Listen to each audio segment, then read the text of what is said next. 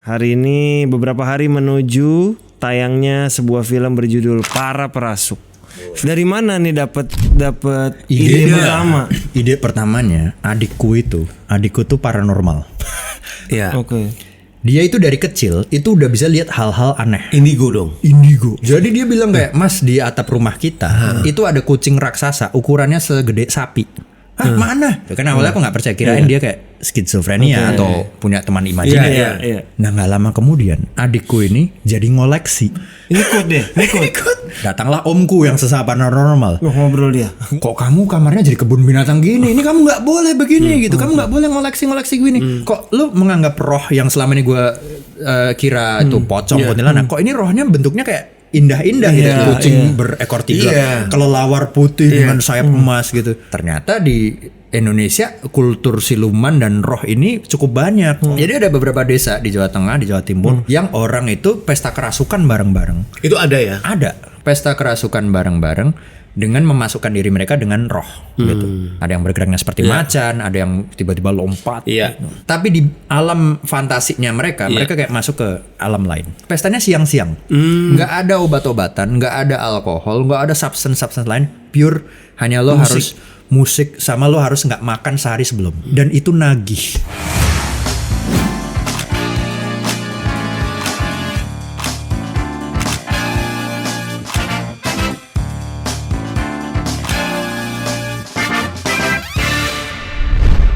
Halo teman-teman, balik lagi di program Di Belakang Layar. Hari ini beberapa hari menuju tayangnya sebuah film berjudul Para Perasuk. Film yang udah keliling ditonton oleh warga mancanegara. Iya. Salah satunya di Sundance Film Festival. Betul, dan mendapat animo yang luar biasa. Kita kehadiran penulis dan sutradaranya Wregas Banuteja. Thank you. Wregas, terima kasih Mas udah Ulung, thank you udah mengundang. Lu tuh dipanggil Aga ya? Jadi panggilan Sejak keluarga. kapan? Itu gitu. Jadi namanya kan Wregas Banuteja. Tapi ibuku ngasih nama panggilanku tuh Aga. Oke. Jadi nyampe waktu SMP itu panggilannya masih Aga, tapi SMA waktu itu dipanggilnya malah Tejo. Karena Banutejo, belakangnya kan Banutejo. SMA di Jakarta kan? SMA di Jogja, di SMA. SMA di Jogja, SMA kuliah di Jakarta. Kuliah di IKJ Jakarta. Oke. Nah, waktu kuliah di IKJ balik jadi Aga lagi. Kenapa dipanggil Aga sama ibu waktu itu? Mungkin Wregas susah terus Aga gitu ya kan. Gue pun mau manggil Aga karena melihat orang-orang memanggil Aga. Iya. Karena memulai ya emang panggilannya Aga aja. Sampai sekarang masih dipanggil Aga. Kalau orang yang kenal aku 2020 ke atas itu pasti Wregas. Tapi kalau kayak Mak Mira, Mas Riri, orang-orang Miles itu pasti manggilnya Aga. Dan orang IKJ pasti dong. Anak IKJ, anak-anak kampus Aga. Lu tahu Beda-beda. Wregas dipanggil Aganya dari mana? Bareng Yandi. Oh iya. Oke. Bang Yandi pasti dulu manggilnya karena dia kan 3 tahun di atasku kan IKJ. Iya. Waktu wawancara senat dia agak sini aku mau wawancara. Oh iya bang gitu. Padahal ada Wendy Aga juga nih masalahnya. Ada di OP Wendy Aga. Sesama IKJ. Sesama jauh IKJ. ya gitu. Ya tadi kita sempat ngobrol soal lu IKJ berarti angkatan tahun 2010. Jadi gue kelahiran 92, berarti masuk IKJ 2010. 2010. Jadi angkatan itu yang jadi sutradara film cuman lu doang di angkatan itu? Kalau di angkatan gue, sepengetahuan gue sejauh ini adalah gue. Tapi kayaknya dulu pernah ada satu film judulnya kalau nggak salah Mantan, itu yang menyutradarai namanya Svetlana Dea, angkatan gue juga. Terus habis itu ada satu lagi film, aduh gue juga lupa, tapi nama sutradaranya adalah Andri Sofyansyah, itu angkatan gue. Tapi si Andri Sofyansyah sekarang lebih sering di FTV, di layar kaca. Ya jalurnya memang itu ya. Tapi kalau satu angkatan ini yang di film ada Ametisya Puspitorini, wardrobe-nya agak lain. Terus ada Fajar Ridho Ilahi, ini dia Gaffer, dia pernah ya tim Gaffer. Terus ada Arif Bontang ini ya dia pernah DOP juga. DOP juga, kadang iklan, kadang film juga. Lainnya macam-macam. Lainnya tiba-tiba ada yang iklan, ada yang di TV, ada yang buka sanggar tari.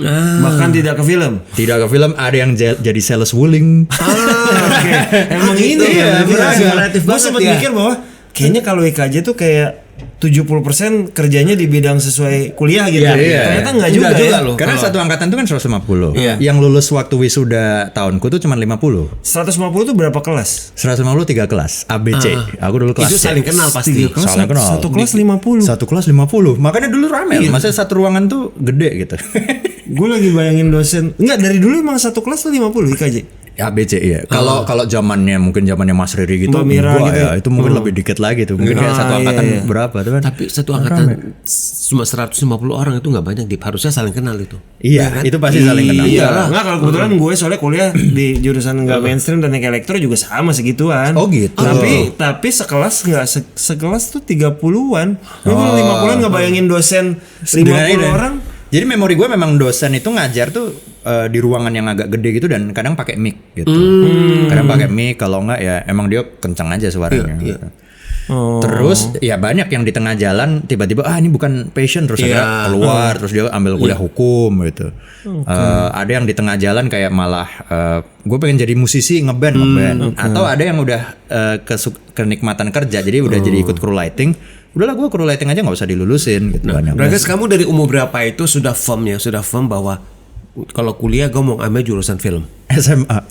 Kalau kuliah ambil jurusan film SMA. Jadi SMA kelas 2 itu ada lomba film antar SMA gitu di Jogja yang ngadain Universitas Sanata Dharma. Bikin film, menang. Terus kayak wah ini kayaknya pakai apa handycam mini DV. Pakai handycam mini DV yang resolusinya cuma 1920 1080 gitu. Terus gambarnya juga nggak ada depth of Bikin film field-nya. tentang apa waktu itu? Tentang knalpot. Jadi aku tuh di Jogja banyak knalpot kenceng gitu yang wong gitu. Itu kan aku terganggu kan berisik. Nah ini karakter utamanya tuh bikin film motornya dia modif pakai knalpot belombongan ini. Terus besoknya dia mendengar semua orang yang ngomong ke dia itu suaranya menjadi suara knalpot. Jadi agak kayak simbolis-simbolis gitu. Jadi dia kayak ngobrol itu orangnya kayak wom. Terus besoknya wom gitu. Sebenarnya waktu itu agak terinspirasi Mas Garin.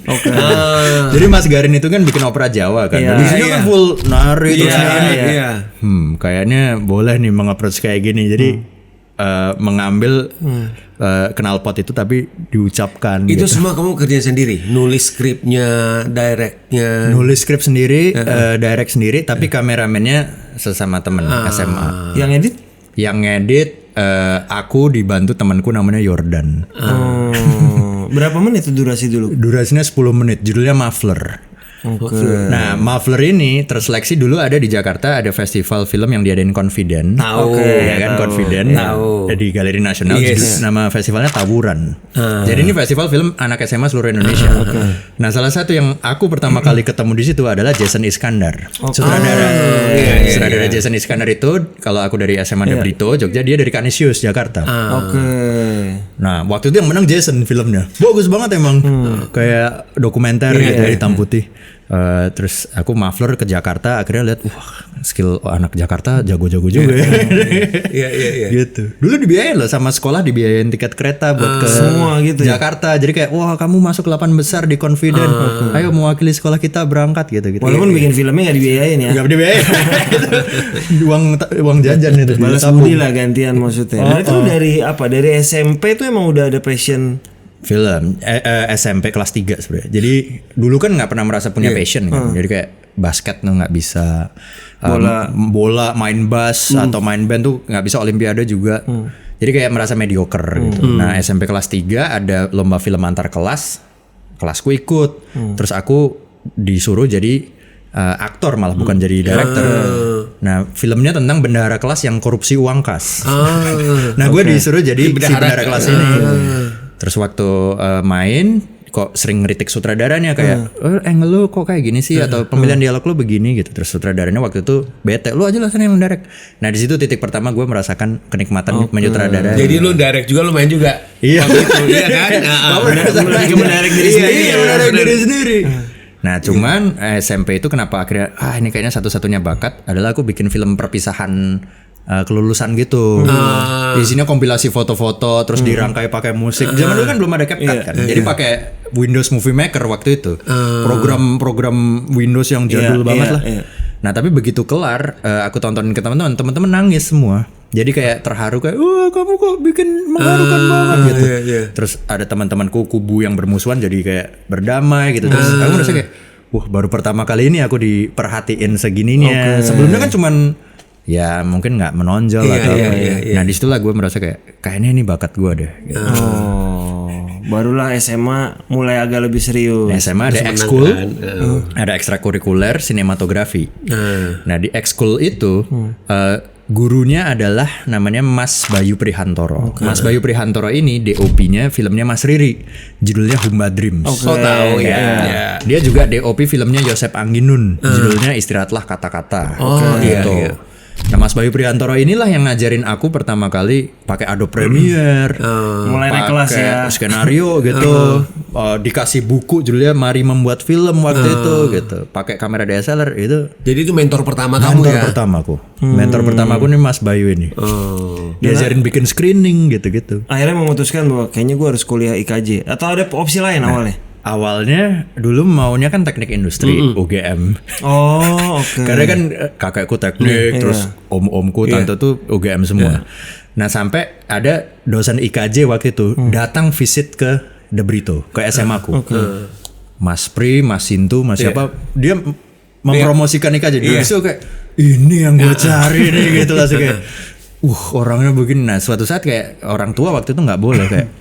Yakin kamu IKJ karena dulu masih ada asumsi tertentu soal IKJ. Pengennya UGM sampai lah gitu ya. pengennya UGM. Kamu boleh S1 UGM dulu aja, S2 nanti kalau mau nyari peminatan IKJ tapi kamu basicnya udah ada gitu. Tapi aku tetap pengen IKJ. Akhirnya saya bapak ibu diajak masuk IKJ.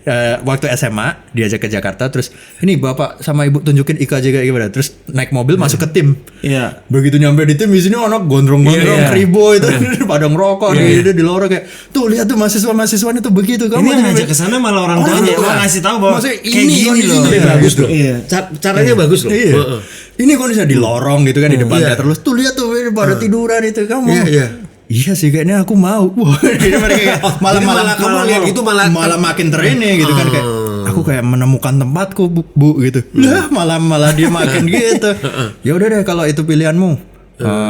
Waktu itu aku membuktikan ke mereka dengan bikin 10 film pendek dulu waktu SMA. Oh, selama SMA malah Selama itu. SMA karena awalnya nggak boleh, aku bikin film pendek 3 masih belum, film pendek 5 belum. Akhirnya film pendek ke 10 yang masuk confident tadi, akhirnya ibu, wah kamu senekat itu ya, udah deh boleh. Tapi syaratnya yang nganterin kamu daftar di IKJ ibu, biar ibu juga lihat gimana sih kondisi di sana. Jadi ibu yang nganterin ke sana, dia nunggu di Bakul Coffee di Cikini itu. Cikini, Di Cikini, aku interview di dalam sama namanya Pak Sam Sarumpait. Sam Sarumpait ini adalah adiknya Ratna Sarumpait. Dia dosen penyutradaraan, dulu pernah bikin film dan sekarang juga nyutradaran sinetron, gondrong gitu putih terus kayak, kamu pernah bikin film apa waktu SMA? Ini Pak. Dibawa terus dia nonton. Boleh juga filmmu gitu. Terus dan waktu itu yang daftar cuma bersepuluh. Nah, terus kemudian Itu berarti di kelas 3 SMA. Udah kelas 3 SMA belum lulus belum kan? ujian. 3 minggu kemudian waktu tryout ujian nasional di telepon di tengah kelas, halo Regas, iya mau mengabarkan kamu lolos IKJ. Wah itu aku teriak seneng banget. Satu kelas kayak kenapa? Keterima IKJ. Wah terus dirayakan. Gitu. Berarti akhirnya benar-benar si UGM tuh udah hilang. Nah, si UGM ini ibuku bilang gini, kamu buat ngetes kamu tuh sebenarnya pinter apa enggak, kamu tetap nyoba ini ya ujian masuk ujian masuk ini buat ngetes aja kamu ini sebenarnya kemampuannya gimana gitu kan. Akhirnya aku nyoba gitu dengan pilihan pertama teknik industri, teknik sipil, terus pilihan ketiga geologi. Semuanya UGM. UGM. Orang biasanya mix kampus kan. Sementara 3 pilihan itu kayak direkomendasikan kamu jangan memilih pilihan pertama semua, itu pilihan berat semua itu kayak kamu nggak konsisten, mending pilihan keduanya. Ya nggak apa-apa kan aku juga nggak mau masuk jadi. Ya udah terus ngisi apa ya nggak aku seriusin. Ya nggak keterima juga sih. Pada akhirnya karena juga secara feel lu ngisi jawaban juga udah nggak itu. Terus habis itu ya aku ini kayak ya tapi kan memang bener aku nggak terima daripada keterima terus melepas kan aku nanti menggusur satu kursi orang gitu. Iya benar. Gitu. Ya udah akhirnya IKJ ini. Akhirnya jadilah berapa tahun kalau lu sebagai angkatan yang tahun 90-an? Gue termasuk cepet. Berapa tahun? Termasuk 4 tahun, tepat waktu. Berarti anak pintar. Tapi in between kuliah, kamu udah magang atau full kuliah? Magang. Jadi di semester 6 itu ada mata kuliah magang. Terus aku bingung nyari tempat magang di mana. Nah waktu itu di Kineforum ada Mas Riri lagi muter film, Iya. lagi pemutaran film Sang Pemimpi kalau nggak salah atau Atambua. Aku samperin aja. Itu "Permisi." perdana ketemu Mas Riri atau Enggak, perdana ketemu Mas Riri adalah di Belitung tahun 2007 pas kelas 2 SMA. Jadi aku lagi main di Belitung karena terbuai oleh Laskar Pelangi. Jadi aku sama keluarga main ke pantai di Belitung. Kok di kejauhan ada orang kribo lagi foto-foto nih siapa gitu kan. Aku datang, wah ini sutradaranya. Permisi Mas. Senalin saya Brega, saya orang Jogja, saya ngefans sama Mas Riri. Oh gitu ya, boleh foto bareng Mas? Boleh, terus foto bareng. Nah, berapa tahun kemudian di Kineforum itu aku datang dengan ngomong masih, Mas dulu saya yang gondrong ketemu Mas Riri di Belitung, ini fotonya. Oh gitu, kamu kuliah di sini sekarang gitu? Iya Mas. Mas lagi buka lowongan magang nggak gitu? Ada sih, saya mau syuting film judulnya Sokola Rimba. Prisiana Setion waktu itu yang main. Betul. Saya boleh magang nggak Mas? Boleh, tapi saya lihat film pendekmu dulu di IKJ, baru saya bisa kasih. Boleh apa nggak? Akhirnya aku tunjukin film yang pakai seluloid waktu itu. Seluloid 16 mili, judulnya Senyawa. Terus dia nonton, seminggu kemudian dia nelpon. Bregas, ini ada reading sama Prisiana Setion di Bintaro di kantor Miles. Kamu bisa datang? Bisa Mas, saya segera ke sana. Ya udah, datang ke sini. Naik motor aku ke sana, terus langsung duduk di samping Mas Riri nemenin Prisiana Setion reading. Itu rasanya senengnya luar biasa. Nah itu kamu waktu Sokola Rimba itu kamu diberikan Kepercayaan. Jadi apa di bagian apa? Magang bagian asisten sutradara 3. Oh udah langsung asisten 3 Tapi statusnya magang ya. Iya. Jadi lebih menyutradarai figuran, extras. Jadi nyutradarai extras. Nah, Sokola Rimba ini syutingnya di hutan Bukit 12 di Jambi. Jadi memang ceritanya kan tentang suku orang Rimba gitu. Jadi Butet Manurung guru yang mengajar orang Rimba di sini. Nah, ekstrasnya adalah orang Rimba asli. Jadi namanya Neng Kabau, Beconteng, Bi Indah, nama-nama sana. Dan aku harus belajar bahasa Rimba. Jadi kayak Indo berjalan saja ke Sioi sambil bercecakop yo. Gitu. Au gitu. Terus mereka jalan gitu. Jadi mengarahkan mereka dan mereka natural sekali. Maksudnya menyutradaraannya. Terus syuting di sana, terus tidurnya di tenda gitu ya, dan makannya juga hasil buruan gitu, ada rusa gitu-gitu. Wah itu aku belajar pertama kali banyak banget dari Mas Riri di situ tentang bagaimana dia kayak di background tuh harus selalu ada ekstras, depan kamera lalu lalang itu kebawa sampai aku sekarang. Terus Mas Riri bilang kayak start kamera dari agak pan dulu, baru di pan ke tokoh utama. Jadi biar kita lihat suasana kotanya dulu, baru di pan ke tokoh utama. Itu kebawa dari Mas Riri. Bahkan aku sekarang kalau nyutradarin ngomong kato itu kebawa Mas Riri juga gitu. Iya. Mas Riri kan ngomongnya kato itu aku kebawa. Aku juga mau ganti ke kat kok kayaknya kurang mantap gitu. Jadi thanks to beliau gitu aku diajarin pertama. Astrada 1 sama 2-nya siapa waktu itu? Satunya namanya Mas Rifano. Mas Rifano itu emang udah jadi Astrada 1 Mas Riri dari Sang Pemimpi sampai Rangga Cinta kemarin itu masih Mas Rifano. Astrada 2-nya namanya Bre Aditya. Bre Aditya ini dulu pernah bikin dokumenter Munir dan segala macam. Di saat yang sama behind the scene-nya namanya Aditya Ahmad. Aditya Ahmad ini tahu kan yang pernah buat film pendek judulnya Kado gitu-gitu. Nah di situ aku sama Adit tuh pertama kali ketemu karena kita dikasih sekamar bareng gitu. Lihat film pendeknya dia, judulnya Sepatu Baru, kelulusan dari Makassar, bagus banget, masuk Berlin waktu itu kayak aku kayak bagus banget Dit film lo gitu. Jadi itulah titik pertama magang di Miles sampai akhirnya waktu mau lulus mereka bikin pendek kartong Atmas nih di Sumba. Mas Mbak, aku boleh ikut lagi nggak ke Sumba? Kamu yang ngajuin diri? Ngajuin diri, itu semester 8. Kamu udah lulus belum? Belum sih. Wah nggak boleh, kamu harus lulusin dulu baru boleh kerja di sini. Pendidikan yang utama. Kalau kamu ikut kita sekarang, kamu nggak lulus pasti. Oh gitu ya Mas Riri. Iya. Tapi kalau gitu Mas Riri mau nggak jadi dosen pembimbingku buat tugas akhir ini? Ya kalau itu nggak apa-apa, boleh. Jadi dia jadi dosen pembimbingku buat tugas akhir di IKJ sembari dia lagi syuting di Sumba gitu. Film tugas akhir ini judulnya Lemantun, tentang keluarga, menang XX1 Short Film Festival waktu itu, dapat A. Ya udah akhirnya aku lulus. Begitu lulus baru, Mas aku udah lulus nih, boleh nggak aku bekerja di Miles? ya udah boleh. Jadi aku langsung Sebenarnya ya lulusnya itu cum laude kampung gue. 4 tahun. 4 tahun cum laude itu. dulu aku di IKJ IP-nya 3,8. Jadi termasuk IP tertinggi. Tapi waktu itu yang menang menjadi mahasiswa terbaik adalah namanya Devina Sofianti. Devina ini penulis skenario, IP-nya sama, angka IP-nya sama, cuman dia lulus 3,5 tahun. Jadi karena dari dia durasi.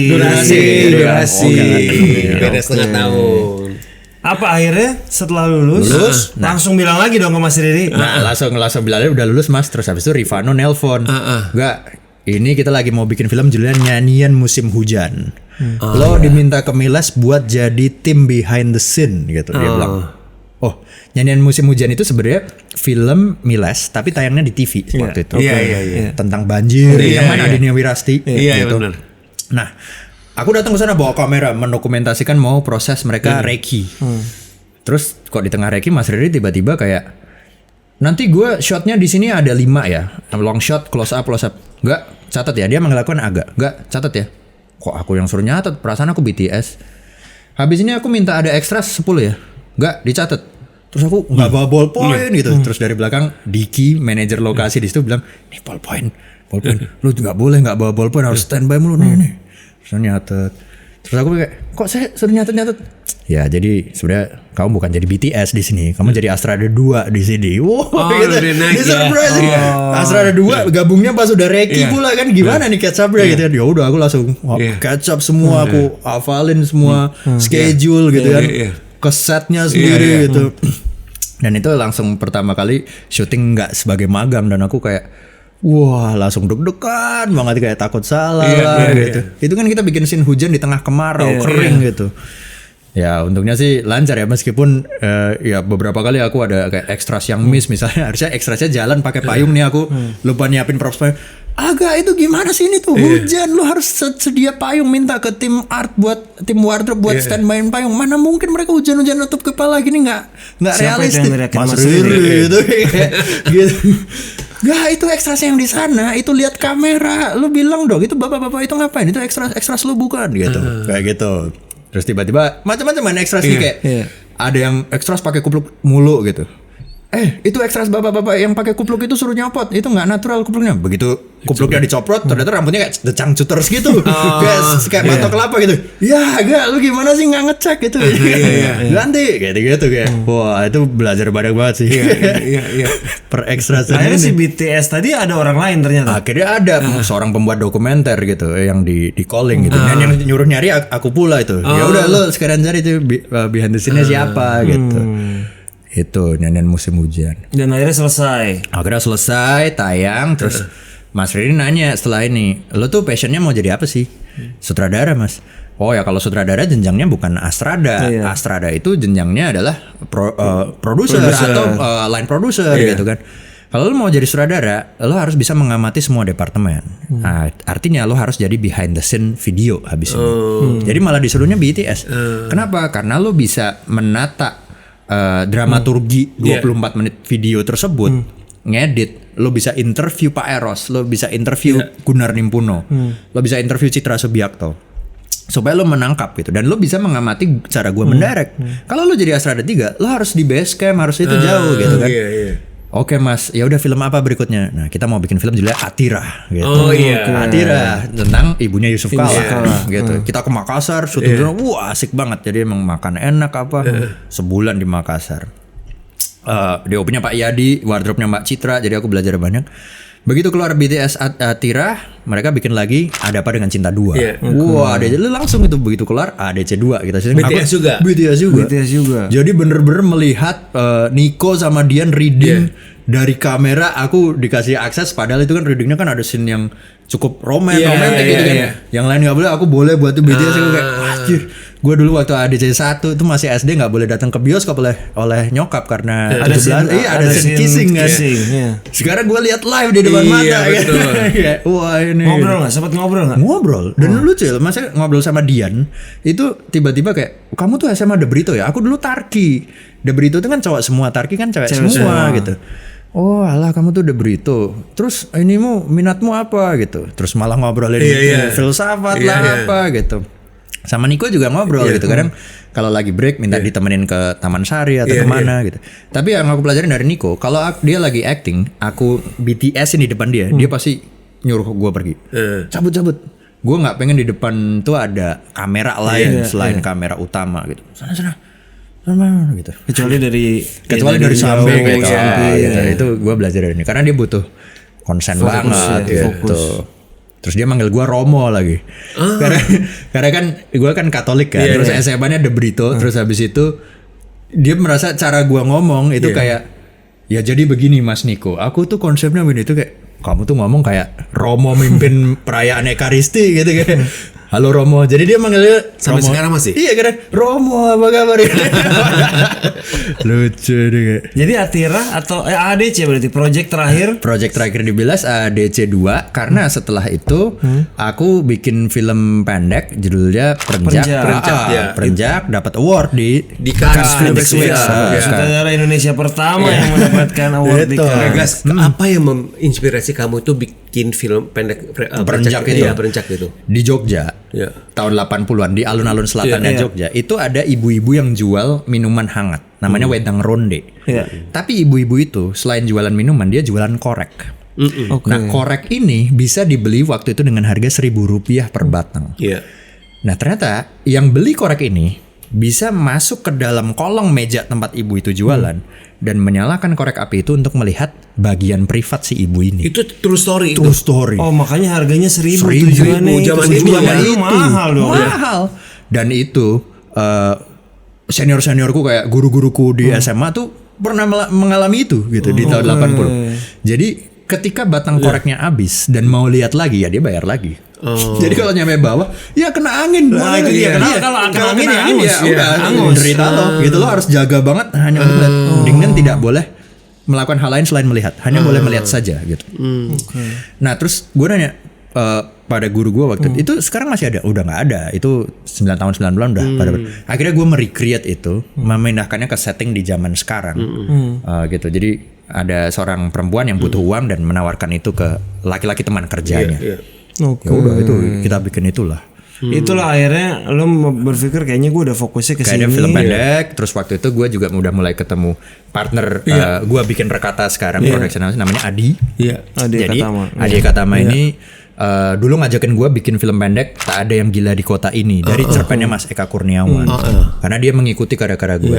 Bikin bareng cocok ngobrol juga selera filmnya sama gitu kan. Sama-sama suka filmnya Safdie Brothers, sama-sama suka Tarantino gitu. Terus masuk Sundance filmnya Tak Ada Yang Gila itu. Nah setelah masuk Sundance dia nawarin mau nggak bikin PH bareng gitu. Oh serius? Tahun berapa tuh kira-kira? 2019 tepat sebelum COVID. Pandemi ya. 2009 tepat sebelum. Mau banget lah. Ayo. Ya udah kita bikin Rekata ini. Jadi berdua lah kamu sama Adi.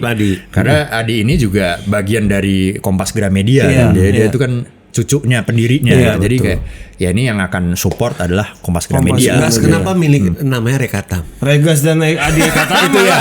Ini ya benar ya dong. Gak boleh itu. Sebenarnya ya mungkin kalau dicocok-cocokkan bisa bermakna gitu. Tapi dibalik itu asalnya Rekata itu tuh aslinya adalah rasi bintang. Jadi bahasa Sanskertanya rasi bintang itu adalah Rekata gitu. Jadi kayak Rekata Utara, Rekata Gubuk Penceng, Rekata Orion itu tuh ada Rekata. Karena maksudnya kita tuh ya pengen mengkoneksikan titik-titik bintang tuh kayak ide gitu. Secara kebetulan bisa seperti itu. Iya. Nah, terus habis itu ya udah apa nih bikin film pertama? Ya udah kita mulai. Bikinlah film panjang pertama Penyalin Cahaya. Tapi kok ya pas Covid gitu. Maksudnya di tengah mau menjalankan bisnis ternyata Covid. Itu ide film Penyalin Cahaya itu dari kamu? Itu ya dari riset bareng-bareng gitu kan.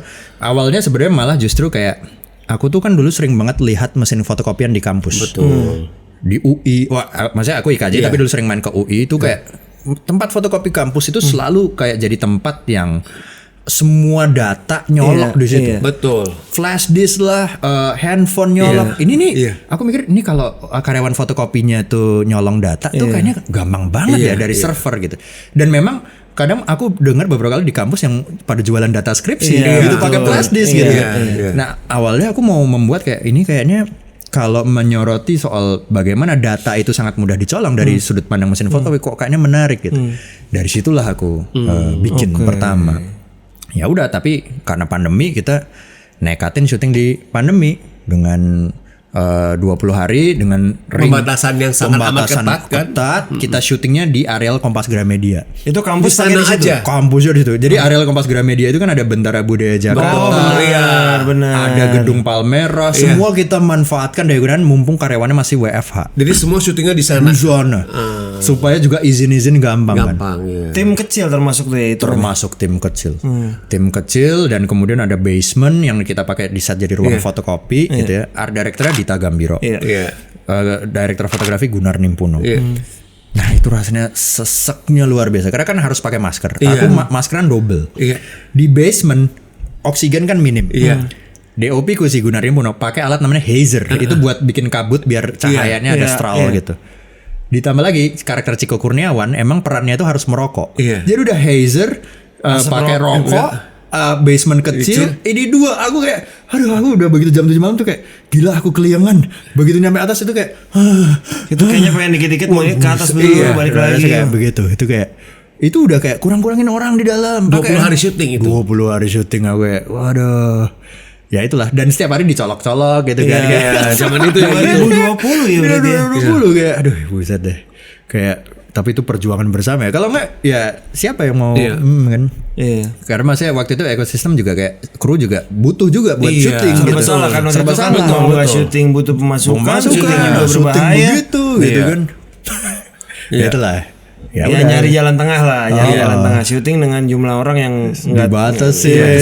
Terus habis itu ada protokol yang nyemprot-nyemprot. Iya, apa higienis gitu. betul. Jemprot. Ini efek apa enggak tahu udah pokoknya ada aja udah. Tapi era-era awal-awal seingat gue tuh belum ada yang sampai kan kalau 2001 ke atas tuh mulai tiap hari positif. Wah, Tahun 2020 kadang-kadang masih ada. Jangan-jangan secara kita positif tapi kita nggak tahu aja. 2021 ke sana malah lebih. Dan inget banget FFI waktu itu tuh kan jaraknya jauh-jauh gitu.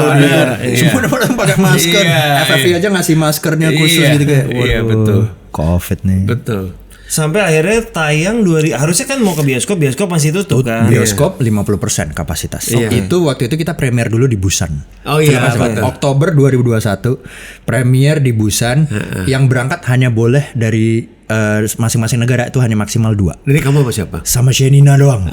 Berangkat sama Shenina sebagai aktor utama.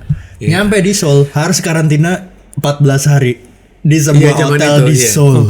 Aku kayak aduh buset lama amat ya. Tapi udah tahu kan maksudnya emang Busannya kita ke Busannya baru tanggal berapa jadi mau nggak mau 14 hari sebelumnya. 14 hari sebelum itu di karantina. Jadi aku ke kamar sendiri, Shenina ke kamar sendiri dan makanan tuh ditaruh dari luar gitu, tok gitu terus ambil masuk gitu. Nah makanannya kan di awal dikasih pilihan mau milih makanan Korea, Western atau halal food. Aku centang Korean gitu kan. Dan aku nggak nyangka 2 minggu itu dapatnya kimchi mulu. Aku udah kayak varian kimchi A, kimchi B hafal. Apalagi sambil nonton Squid Game di ruangan itu 14 hari. Begitu 14 hari keluar nyampe Busan langsung aku nyari Korean barbecue yang wah enak banget rasanya kayak itu. Jadi hanya bisa berangkat berdua sama Shenina. Penyelenggaraan di sana juga nggak serame biasanya, protokol. Ada Bong Joon-ho sutradara datang juga pakai masker gitu kan. Sampai di sana, nah begitu tayang di sana kita melihat kondisi bioskop. Ternyata kondisi bioskop sudah buka tapi 50% doang. Dan semua film yang tertunda tayang pada ngumpul untuk nayangin di akhir tahun. Di bulan Desember atau Juni. Kadet 1948, Lost Man Bubroto. Terus habis itu ada Cinta Bete. Jadi dalam seminggu ada 2 film baru tayang, yang mana berarti persaingannya kan berat banget kan. Terus kita karena numpuk ya. Dan pada saat itu film itu kurang lebih rata-rata maksimal tuh 100 ribuan penonton. Enggak 80.000 sampai 100.000. Nah kita udah pasti nggak bisa balik modal. Kita baru balik modal mungkin 400.000 penonton kali gitu kan. Wah ya udah Netflix kemudian menjadi opsi pada saat itu. Ya udah kita tayangkan di Netflix, langsung jadi Netflix original, kita dapat profit supaya bisa bikin film selanjutnya. Dulu sesimpel itu. Langsungnya bikinlah film kedua Budi Pekerti. Gitu. Itu nasibnya mirip kayak Ali Ali Ratu Queen sih ya. Dia udah bikin dulu baru di Netflixin gitu. Sama karena maksudnya kalian tuh bikin dulu niatnya masih bioskop dulu kan. Tapi karena kayak wah udah nggak mungkin maksain. Dip, yang gue penasaran ya pengen sama Regas itu adalah lu dalam memilih pemain ya, kamu dalam memilih pemain itu kamu udah ada di benakmu itu saat lagi nulis atau begitu kamu udah nulis skripnya kamu baru kepikiran karakter ini harus dimainin sama A, B, C, D gitu. Sebelum nulis loh itu justru aneh. Udah kebayang. Iya. Chico, Jero, Julio, itu tuh Dea Panendra gitu ya. Entah kenapa itu sebelum masnya menurunkan ke skrip tapi kayak karakter tukang fotokopi ini nih persona yang kayak gimana sih itu aku udah kebayang Chico. Meskipun Chico ini masih casting ya pada saat itu. Chico ada beberapa kandidat lain. Sebenarnya casting itu ditujukan untuk kalau kebayang mukanya kan kebayang, tapi kalau dia berdialog kan aku juga perlu tahu apakah orang ini dialognya bagaimana atau akhirnya tetap casting. Tapi bayangan pertama kok kayaknya kalau dia duduk begini terus sambil ngerokok sambil tangannya dilakban tuh kok kayaknya keren banget gitu. Itu udah mulai kebayang. Kamu cepet gak mutusin kalau begitu udah screen test udah ada di benakmu, terus kamu screen test begitu kamu lihat dia di kamera itu di kamu gut feeling kamu udah langsung he's the one, she's the one. Tergolong cepet ya, dan bahkan dari bukan lihat test screen tapi lebih kayak ngobrol. Karena sebenarnya aku dibandingkan hasil test screen aku lebih prefer koneksi sih. Jadi lebih aku bisa ngobrol banyak atau nyambung dan nyaman nggak sama dia. Karena aku butuh proses reading yang panjang. Ada nggak yang tanpa harus kita sebutin talent ya? Yang lu dari awal nulis pengen dia pas ngobrol, nggak nyambung. Enggak nih kayak gitu. Untungnya nggak ada. Untungnya nggak ada yang kayak feelingku ternyata berbeda gitu. Berarti feelingnya tepat terus. Kecuali nggak adil atau jadwalnya nggak bisa. Kecuali jadwalnya nggak bisa. Mostly ya jadwal nggak bisa tuh ngaruh banget sih. Tiba-tiba udah pengen banget jadwal nggak bisa itu pasti berasa. Akan deal sih Dip. Karena gue yakin banyak lebih ke jadwal ya. Siapa yang kerja sama mereka. Betul. Lebih kepada jadwal bentrok itu yang kadang-kadang bentrok. Oke. Karena satu hal menarik Dip. Kalau gue lihat ya, kan mereka sudah bikin 3 film, feature film. 2 film itu kan talent yang diajak main itu kan Elis ya. Iya. Setelah Elis masuk nominasi festival film itu Penyalin Cahaya tuh yang masuk Shenina, Jero, Chico, Julio Parengkuan, Dea Panendra. Nah, Budi Pekerti, Ine Febrianti, Prilly, Omara, Angga, Mas Dwi Sasono. Nah, yang menang Prilly sama Ina. Waktu penyalin yang dapat adalah Jerome sama Chico. Jadi kalau menurut gue pasti aktor-aktor sama aktris pengen didirect sama Regas. Kenapa? Karena itu adalah buat ini kalau dari gue dari sudut pandang gue ya sebagai manajer artis ya. Ya berarti ada peluang itu untuk mereka tuh levelnya tuh naik. Gitu loh. Dan kemudian akan dilirik di festival film seperti itu. Ya karena aku kan syarat pertama itu adalah ngobrol itu adalah lo punya waktu 2 bulan nggak buat reading gitu. Iya.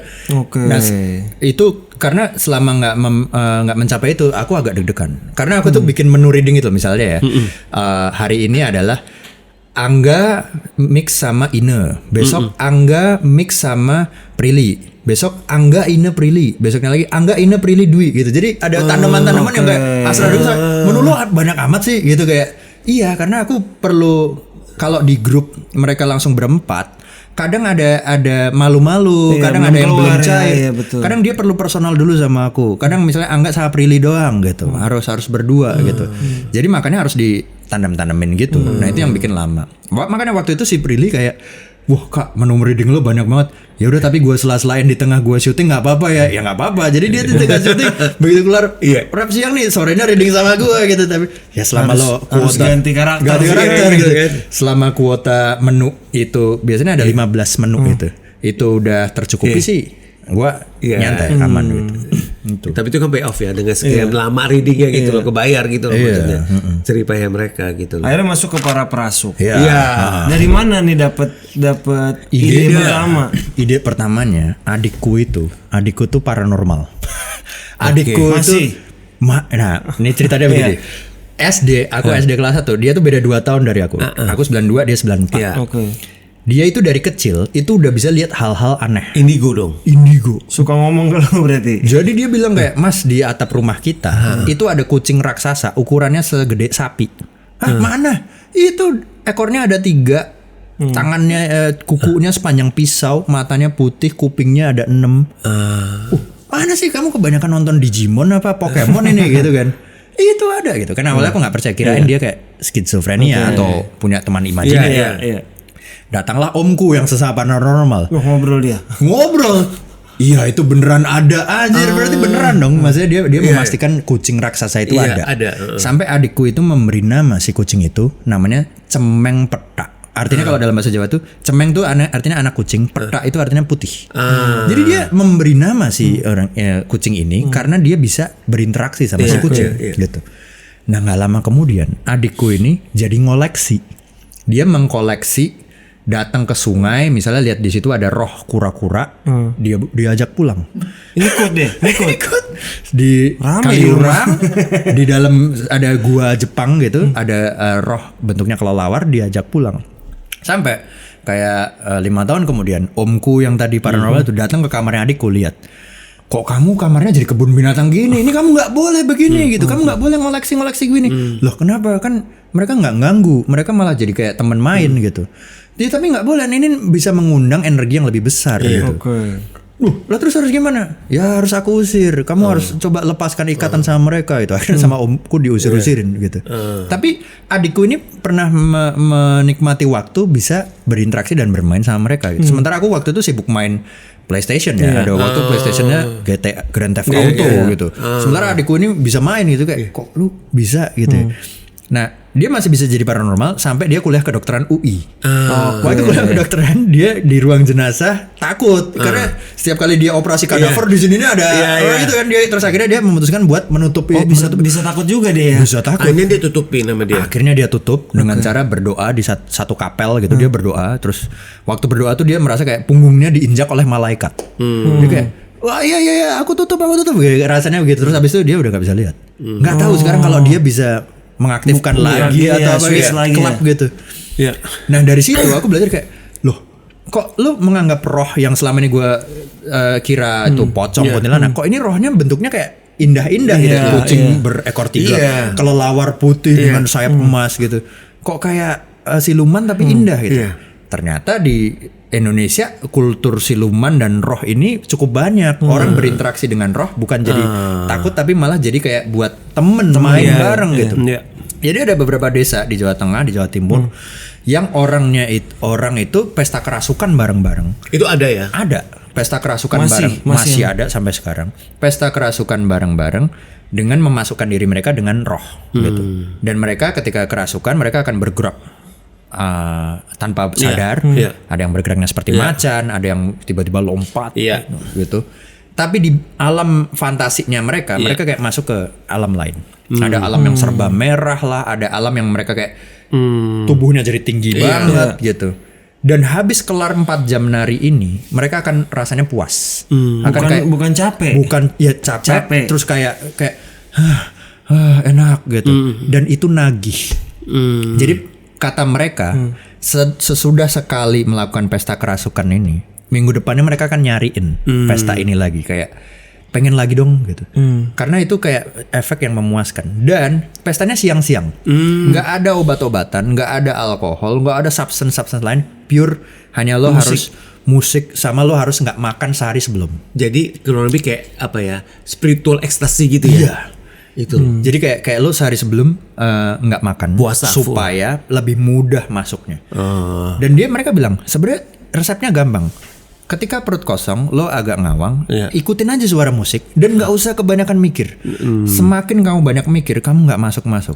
Jadi sebenarnya setiap orang pun bisa ikut. Awalnya kan aku sempat nggak percaya bahwa ini jangan-jangan penari yang berakting. Tapi waktu nonton, karena aku datang beneran, di sampingku orang yang datang sebagai pengunjung tiba-tiba masuk. Luas. Oh itu pas lo research, berarti mereka datang sebagai tamu aja sebenarnya. Kamu sempat ikut nggak waktu itu? Gue pengen ikut. Tapi waktu itu produser gue Sierra bilang, Gas, kalau lu ntar lu kecanduan, terus ntar lu waktu syuting nagih gimana? Jangan dulu deh, mending kelarin dulu syuting sampai filmnya rilis, baru lu terserah gitu.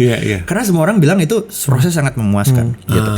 Nah bahkan poster-poster acara ini disebar via grup WA. Mereka punya grup WA. Udah grup WA ya. Ada grup WA bahwa besok pesta berikutnya adalah di lapangan A gitu. Besok rupa berikutnya di lapangan Pak Bambang gitu. Dan itu kan bisa diadakannya di acara nikahan, acara sunatan, acara syukuran panen gitu. Tapi ada durasinya ya? Ada, biasanya ada 4 jam. 4 jam gitu. Mulainya dengan musik dong, terus musiknya bisa request ganti. Misalnya mau ganti kayak, ayo mau request ganti musik apa? Karena masing-masing musik itu punya efek yang beda-beda. Efek kerasukan yang beda-beda. Dan mau dimasukin roh apa gitu. Gitu beda-beda. Nah, setelah itu ada di grup WA, terus habis itu TikToknya mereka pun itu juga kuat sekali gitu. Jadi yang di Jawa Tengah ada, Jawa Timur ada, di Jawa Barat ada. TikTok mereka yang nge-view banyak gitu kayak bahwa ini dia namanya Putri ini kerasukan ini, terus geraknya juga lincah banget itu. Tiap ini beda-beda pokoknya. Musiknya tiap daerah beda-beda. Di Jawa Barat tuh lebih ke perkusi, Jawa Tengah tuh lebih gamelan, Jawa Timur tuh lebih kayak ada apa ya, siter, rebab dan siter. Dan ternyata di Sumatera ada, Kalimantan ada, di Sulawesi ada. Jadi kayak ini berarti pesta kerasukan ini di Nusantara ini udah kayak dari lama dan menjadi bagian dari keseharian. Betul. Ternyata setelah di riset, di Thailand ada, di Korea ada, di Amerika Latin ada, di Afrika ada. Jadi kayak sebetulnya pesta kerasukan ini nih udah mendampingi hidup manusia sejak lama gitu. Cuman kita sekarang yang terpengaruh budaya barat aja, jadi bahwa kalau misalnya di kota party di klub ya, harus ada substance alkohol dulu biar kayak itu. Sebenarnya mungkin jangan manusia itu bisa memodifikasi pikirannya sendiri buat kemudian masuk ke tahap antara sadar dan nggak sadar gitu. Cuman kita belum ada yang mengilmiahkan itu aja. Iya, betul. Itu selesainya kalau apa guys? Selesainya udah kayak udah 4 jam dan setlistnya udah kayak lagunya, musiknya habis dia berhenti. Lagunya habis itu biasanya mereka ada orang-orang yang bantu mereka buat sadar, menyadarkan. Karena kalau nggak ini nempel masih. Berarti ada kayak kuncennya gitu ya? Ada penjaganya, ada panitianya. Panitianya yang kayak lo sadar. Iya, kalau nggak akan ini itu bablas gitu. Nah, terus habis itu dulu pernah ada aku research datang, mereka pesta ketika Jumatan, mereka break Jumatan. Jadi kayak oke, kita break sholat Jumat dulu, mereka sholat Jumat, lanjut lagi gitu. Bener ya. Bener. Ada break Jumatan ya gitu. Itu rame dan masa semua orang nontonnya nggak ada yang kayak wow gitu. Mereka menontonnya biasa aja. Ada berarti orang yang duduk nonton dan akhirnya aku ikut deh gitu. Gue ikut kayak das gitu. Sampai yang awalnya pesertanya mungkin yang nari di tengah tuh cuman ber-6. Tiba-tiba jadi 40 di depan tuh kayak ya jadi kayak rave party gitu. Jadi kayak ibarat di klub aja, kayak ibaratnya kayak awalnya sepi, lama-lama jadi rame. Lama-lama rame. Wah gitu. Itu kayak wah. Dari situ dan akhirnya lu memilih ya udah ini harus gua filmin karena gua juga punya kedekatan dengan adik gua yang roh itu. Jadi gua pengen membuat suatu film yang bisa menemukan kebahagiaan dengan cara sederhana, nggak perlu yang sifatnya material kayak substance apa. Akhirnya bikinlah Para Prasuk ini.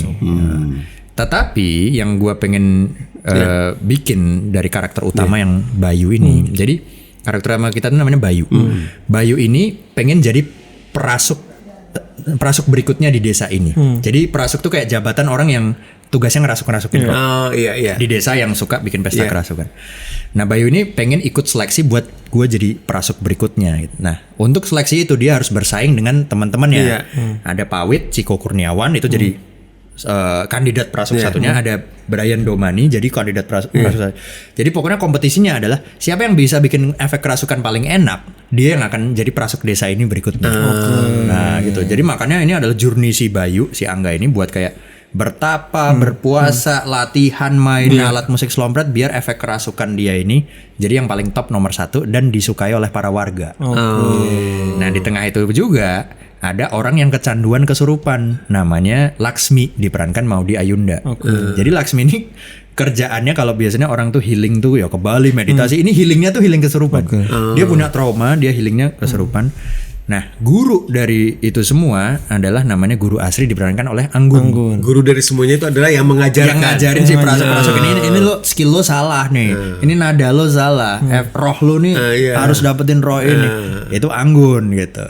Jadi ini adalah kompetisi antara Angga, Ciko, Brian buat menjadi perasuk terbaik di desanya gitu. Sebenarnya sama seperti kayak film-film sport kayak lu pengen jadi juara basket atau film Whiplash itu kan pengen jadi drama terbaik, tapi ini lu pengen jadi perasuk terbaik gitu di desa itu. Gas, kenapa Pak kamu milih Anggun untuk jadi karakter Bu Sri ya? Guru Asri. Guru Asri. Gue tuh dulu SD diantar nyokap, karena nyokap tuh dosen waktu ke sekolah nganterin gue dulu, dia selalu muter lagu pakai kaset. Salah satunya lagunya Anggun, Melambung Jauh gitu kan. Dan pada saat mimpi, pada saat gue tidur itu selalu begitu ada lagunya Mbak Anggun tuh kok suaranya tuh solid banget, padat banget gitu, kayak kental gitu, kok jarang gue menemukan orang kayak gitu. Nah, Guru Asri ini butuh banyak ngeluarin banyak mantra. Karakter Guru Asri dia tuh butuh kayak wah gitu, butuh orang yang kemampuan vokalnya kuat. Nah, gue hanya kepikiran dia waktu itu. Dari awal dia. Dari awal dia. Karena efek vokal seperti ini hanyalah dia yang punya. Tapi waktu itu kendalanya dia tinggal di Prancis. Aku DM lah. Enggak di. Lu gak punya nomor, gak punya DM aja. Berani aja, belaga gila aja. DM panjang gitu kan. Saya Rega, saya pernah nyutradarain ini. Mau itu aja nggak dirit. Lama nggak akan dibaca sama dia. Gua dibaca lama loh. Bahkan kayak ini nggak. Itu tahun berapa? 2024 awal Januari. Scene aja nggak ada dilihat. Akhirnya masuk request ya kalau dia masuk request. Pasti kan nggak ngecek juga gitu kan. Akhirnya ada temennya teman, bokapnya tuh kenal Mbak Anggun. Minta dicolek, itu katanya Uregas DM, boleh dicek gak? Akhirnya di scene gitu. Halo Uregas, maaf baru bales. Minggu depan kebetulan aku ke Jakarta, boleh ketemu nggak gitu kan? Karena janjian di Hotel Intercontinental, aku presentasi, pokoknya serius banget. Jadi kayak ada deck gitu, ada foto-foto ini orang kerasukan. Kamu jadi peran Guru Asri. Susah mending lengkap. Gue dengar waktu presentasi itu Uregas pakai bahasa Prancis loh. Iya, karena di situ ada suaminya. Supaya tujuannya adalah supaya suaminya pun juga ikut bisa merayu Mbak Anggun dan ngerti ceritanya gitu kan. Lu belajar dulu apa gimana? Jadi gue tuh memang 2018 sempat les di IVI. Sempat les di IVI dengan tujuan waktu itu, karena di Cannes Film Festival itu kan banyak produser Prancis yang pengen kerja sama. Siapa tahu kalau gue bisa bahasa Prancis, gue bisa dapat peluang. Akhirnya setahun sampai level B1 gue belajar. Meskipun sekarang kalau denger orang Paris ngomong, gue masih ketinggalan. Karena mereka cepat banget kan, kayak gue masih. Tapi gue latihannya ya kayak dengerin podcast Prancis di mobil gitu. Akhirnya gue presentasi pakai bahasa Prancis di sana dengan yang masih agak broken gitu. Begitu kelar presentasi, Mbak Anggun bilang, ya sebenarnya kamu nggak harus bahasa Prancis, nggak apa-apa sih, karena suamiku Mas Kris ini bukan orang Prancis, orang Jerman dia. Ngapain gue selama? Ya tapi dia tahu sedikit-sedikit sih. Tapi sebenarnya lebih efektif lo ngomong presentasi bahasa Inggris gitu. Udah niat mau merayu dia, ternyata orang Jerman, namanya Christian Kretschmar. Gue kira dia orang Prancis gitu. Jadi ya tapi kita hargailah effort lo. Akhirnya setelah presentasi, ya boleh deh, aku tertarik gitu. Kebetulan karena aku juga ibuku orang Jogja, bapakku orang Purwokerto, Kroya. Jadi kayaknya dengan kultur ini kok dekat gitu. Akhirnya ya udah, setelah ngobrol-ngobrol mau meskipun ada reading online Prancis Jakarta gitu ya, sampai akhirnya dia udah meluangkan waktu Hamin 3 minggu sebelum syuting tuh udah dedicated di Jakarta. Itu susah loh buat jadwalnya dia. Susah banget. Iya kan, untuk bisa gitu segitu lama. Di tengah-tengah dia konser lah, di tengah dia ada musikal, aku reading online dengan rumah dia yang di Normandi sana kayak ini. Dan Mbak Anggun tuh kan kadang masih kebak aksen Prancis kan. Halo Regas. Oh oke, aku baca dialog ini ya, jadi kayak Bayu, mungkin kamu bisa cari perasuk lain di kota ini gitu. Jadi kayak, Mbak, itu aksennya terlalu Prancis ini, jangan lu.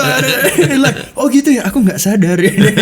Jadi reading tuh nggak ada, sempat ada offline nggak? Ada, untungnya sempat ada itu Hamin 3 minggu itu offline. Offline-nya Hamin 3 minggu. Iya, udah di Jakarta. Dan dia juga yang bikinin mantra buat si perasuk ini. Jadi seluruh mantra yang diucapkan itu nggak ada aku tulis di skenario, nggak ada aku bikin notasinya, itu pure Mbak, kita percaya sama lo udah berkarir 40 tahun lebih, lo kayaknya yang bikin mantra lo aja. Jadi dia cari sendiri. Dia kayak, gimana caranya gue bikin mantra? Ya ini kita udah nyiapin musiknya, musik director Yanu Ariendrain udah bikin, lo tinggal dengerin aja di headset, lo respon aja apa yang ada di musik itu di ruang recording. Ntar kalau salah gimana? Ya nggak apa-apa kalau salah, itulah yang akan kita pakai. Nggak ada take 2, nggak ada, karena music director percaya take pertama itu paling organik. Kalau take 2 lu udah self correction sendiri gitu. Yakin. Ya udah, tapi kalau jelek jangan salahin aku ya gitu. Akhirnya dia kita dengerin musik itu, misalnya roh kancil gitu kan, rohnya nama-nama binatang. Dia denger kayak dung dung dong dong dung dung dong dong. Terus dia mulai kayak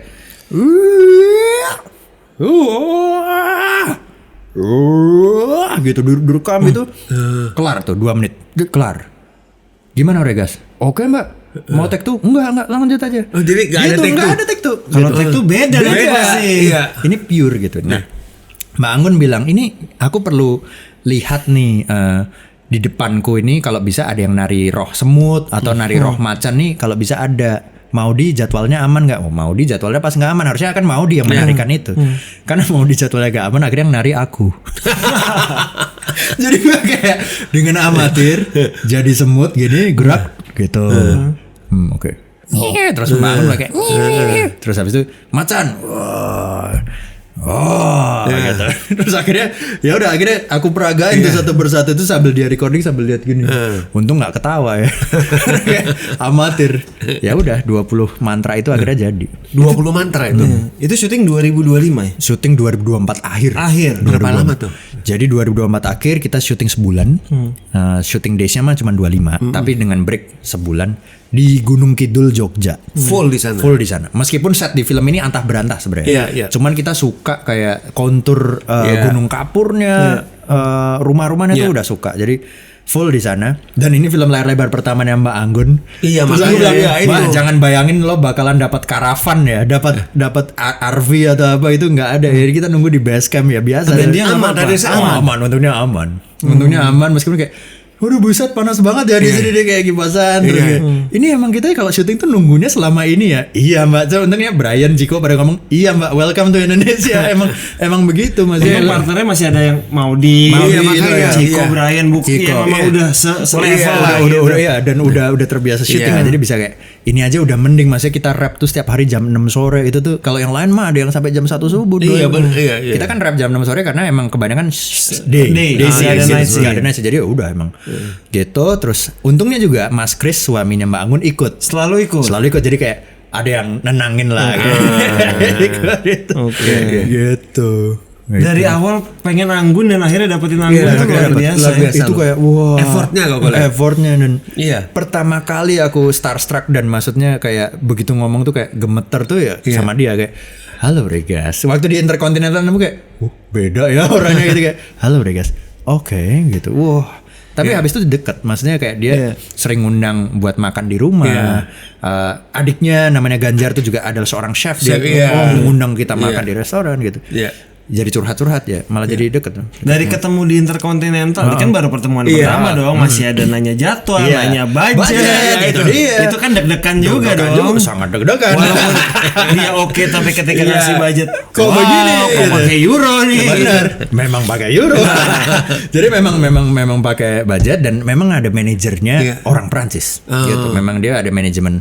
Nah itu baru kepake pakai bahasa Prancis. Itulah ya baru gue Bonjour Antoine, je m'appelle Regas gitu langsung kayak. Itulah baru mulailah proses nego dan dealing ya. Lama nggak? Panjang. Oh, panjang. Itu kayak ada kayak ngobrol ini gimana lah apa segala macam. Tapi akhirnya nemu juga di titik tengah gitu. Sempat ada ini nggak sih? Maksudnya gimana menyerah pun, gitu. Maksudnya dia pasti punya riders internasional yang mungkin pasti mengagetkan gitu buat kita. Ya pasti kan pesawat ya, masa kayak bisnis itu pasti ada beberapa terus kayak ya akomodasi udah pasti. Ya, kayak minum selama di set. Karena ya paham ya, karena sebagai penyanyi pasti harus menjaga tenggorokan gitu kan. Habis itu kita penuhi lah terus ya hotel juga itu. Tapi boleh ada gorengan masalah itu. Tapi semua affordable dan maksudnya oke lah kita bisa aman dan Mbak Anggun juga baik banget ke kita. Ya udah selama proses itu nego-nego dengan manajemen, kita internal dengan para produser Iman, Sierra, Amal juga kayak ya udahlah ya udah sejauh ini nggak mungkin kita kalau nggak sama Anggun akhirnya kita udah ngobrol sejauh ini dan udah sejatuh cinta ini sama dia gitu. Kita juga udah kebayang opsi lain. ya udah let's do this gitu kan ya. Udah akhirnya kita.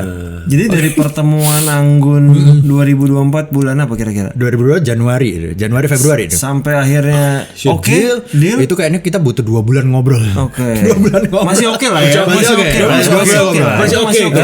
Segitu oke banget. Oke Di manajemen sana.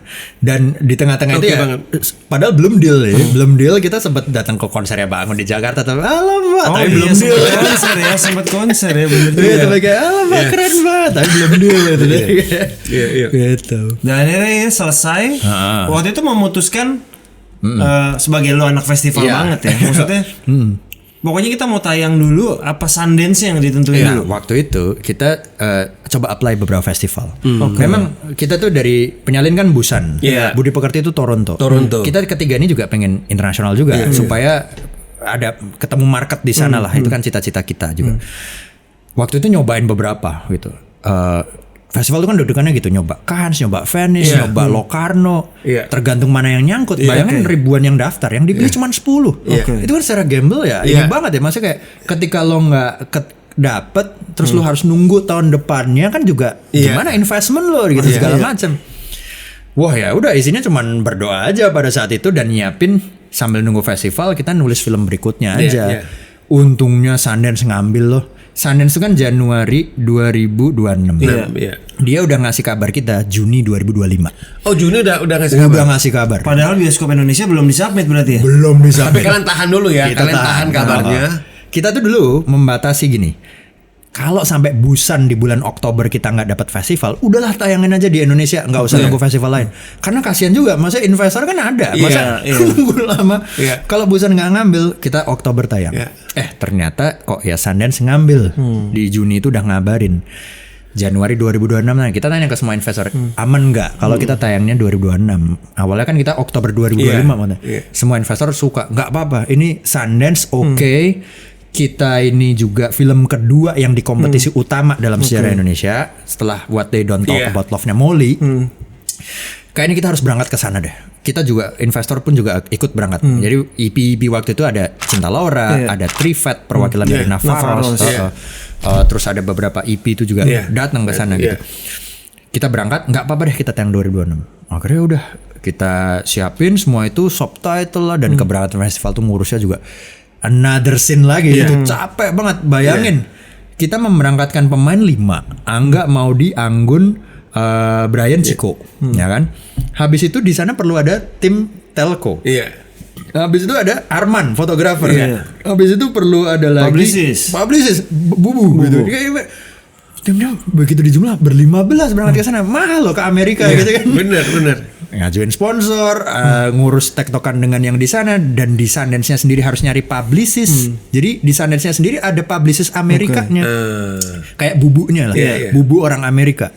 Nah, kayak bubu tapi dia tugasnya adalah ngirim-ngirim buat ke podcast dan interview di sana. Ke Collider, ke Hollywood Reporter, Screen Daily. Itu ternyata perlu gitu. Jadi kita begitu nyampe Sundance itu nggak cuman screening tapi kita datang ke podcast juga kayak seperti ini. Ke Collider di interview sama Anggun Maudi. Nanti ada foto shoot dengan LA Times gitu. Nah kalau nggak ada publicist ini, itu kayak mungkin mereka nggak akan approach kita gitu. Ya udah akhirnya melakukan semua itu di sana dan di sana karena tim dokumentasi terbatas kan. Seperti biasa aku merangkap dokumentasi. Kan pernah behind the scene. Jadi aku bawa kamera Lumix. Gimana Angga hari ini? Hari ini sejuk gitu. Kayak gitu-gitu. Oke, kapan nih aku bisa ke festival tanpa bawa kamera? Karena dari penyalin Budi Pekerti, aku selalu tim dokumentasi loh. Gak berubah. Jadi kayak penyalin sama Shenina berdua ya aku bawa Lumix. Budi Pekerti karena Arman fotografer, videografer gak ada. Aku lagi juga gitu kayak. Karena Dan pasti kepake kan itu. Pasti kepake. Gitu. Gini di dalam Premiere juga nitip dulu gitu rekamin aku udah ngomong di panggung begitu udah aku gini lagi gitu kayak waduh. Jadi ke festival di sana itu memang nggak dibayangin yang kayak glamor atau hai gitu. Kerja di sana itu podcast. Dan karena perbedaan waktu 14 jam, kita premier di sini.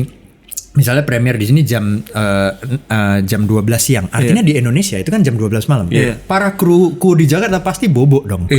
Padahal aku butuh ngirim konten buat diunggah keesokan harinya.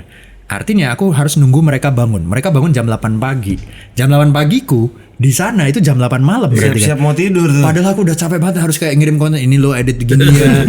Habis itu mereka preview jam 12 siang, mereka di sana, gue jam 12 malam. Buset kayak ya oke, naikin sekarang, naikin das gitu. Besoknya pagi another screening. Jadi kayak berantakan banget. Jet lag dan itu berantakan banget, kayak jam tidur preview kayak. Aduh buset deh. Tapi ini perlu buat marketing gitu kayak. Gitulah. Jadi Jiwa Regas tuh udah penulis, sutradara, produser juga. Iya makanya. Produser ada Iman, Sierra, Amal. Itu pembagiannya udah jelas tuh. Iman marketing, Sierra shooting, Produksi Amal lah ya. investment. Gitu. Jadi udah bagi-bagi. Tetapi once itu masuk ke promo, ternyata kok banyak konten promo yang works ketika ada sentuhan personal. Iya, betul. Setuju. Jadi misalnya belajar dari Budi Pekerti. Cara misalnya aku mendirect Mbak Ina dengan memutarkan suara anak-anaknya waktu syuting. Itu ternyata kok engagementnya bagus.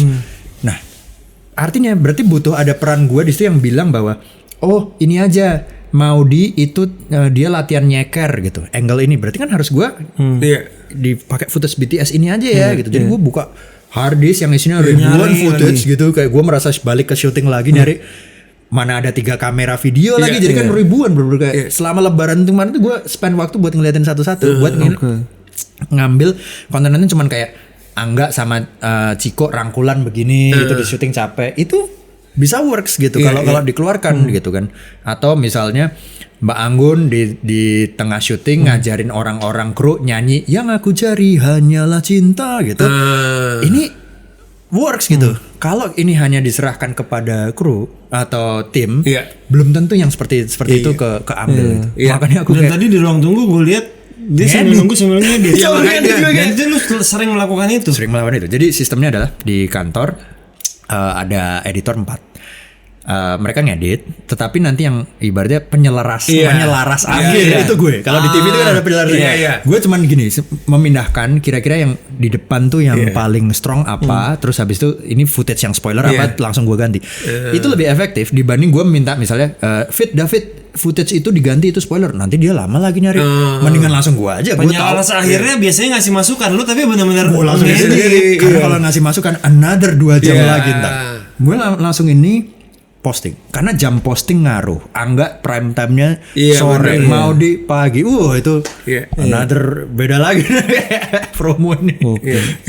Tapi dari mana lu punya sense itu? Emang lu emang udah awalnya kayaknya gue harus melakukan ini. Karena mungkin dari SMA gue terbiasa melakukan semua sendiri. Itu mempromosikan sendiri. Dulu SMA film pendek confident yang ke Jakarta itu belum ada Instagram, adanya Facebook. Terus akhirnya gue bilang, ya udah, ini biar Facebook nih yang nge-like banyak, kita posting aja nih behind the scene. Ya udah gue cari behind the scene-nya, posting. Dan works ya berarti. Orang nge-like kayak, lucu behind the scene-nya. Dari situ. Kuliah, mempromosikan film pendek buat tayang di XX1 Short Film Festival. Nyari footage waktu komedinya gagal atau bocor-bocor masuk-masukin. Di Cannes waktu Perenjak juga kayak kita menang dapat pengumuman Cannes menang itu jam 7 malam waktu Paris. Artinya di Indonesia sudah jam 12 malam, orang udah pada bobo.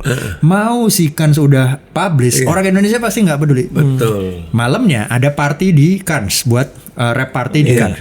Party kan kita. Wah, begitu kelar party jam 2 pagi di Indonesia itu berarti udah jam 7 pagi. Kan party ya, maksudnya begitu nyampe hotel kayak aduh mau tidur, nggak bisa, kita harus kabarkan sekarang, karena kalau kita nggak kabarkan sekarang, kita tidur, kita baru bangun keesokan hari di jam 6 pagi, di Indonesia sudah jam 2 siang, terlalu terlambat. Kita harus kabarkan sekarang. Bisa jadi ada yang lain yang lebih duluan. Kita meskipun ini jam 2 kelar party, harus posting kita menang. Ya udah, pilih foto yang mana yang tadi kita di depan piagam, ya foto banget, posting. Harus tetap udah sadar. Tidur. Wah, besok paginya waktu kita ngecek, wah yang nge-like udah banyak gitu. Waduh, itulah perbedaan waktu itu. Nah, karena mungkin gue terbiasa begitu. Jadi sekarang ya ke bawah gitu. Kalau di penyanyi ada sebutan macan festival, ini kayaknya macan festival. Macan film, betul. Nah, itu kayak waduh. Ya semoga sih apa yang sudah dikerja keras ini bisa menghasilkan angka yang semakin naik terus penontonnya. Amin, amin, Para amin. Perasuk teman-teman mulai tayang 23 April 2026. Kalau nyari trailer lihat aja udah banyak aja. Udah nggak usah ditunda-tunda karena April ini persaingan luar biasa. Seperti lebaran kemarin Lebaran. Dan harus ditonton di bioskop karena pengalaman sound dan musiknya sangat Berbeda. kuat. Dan kapan lagi melihat Anggun pertama kali main di layar lebar. Betul. Hargailah usaha Regas mengundang Anggun Berbahasa sudah berbahasa Prancis. Meskipun suaminya orang Jerman. Itu. Regas terima kasih Terima kasih, sudah Pak main. Mas Sulung. Lancar-lancar. Thank you banget. Salam buat Iman, salam buat Syara, Amal, juga lancar semua. Thank you Semoga banget. bisa menghasilkan angka jutaan penonton. Amin. Amin. Teman-teman yang udah nonton episode terbaru di belakang layar, terima kasih seluruh kru yang bertugas. Kita ketemu lagi episode selanjutnya Terima minggu kasih. depan. Thank you. Thank you.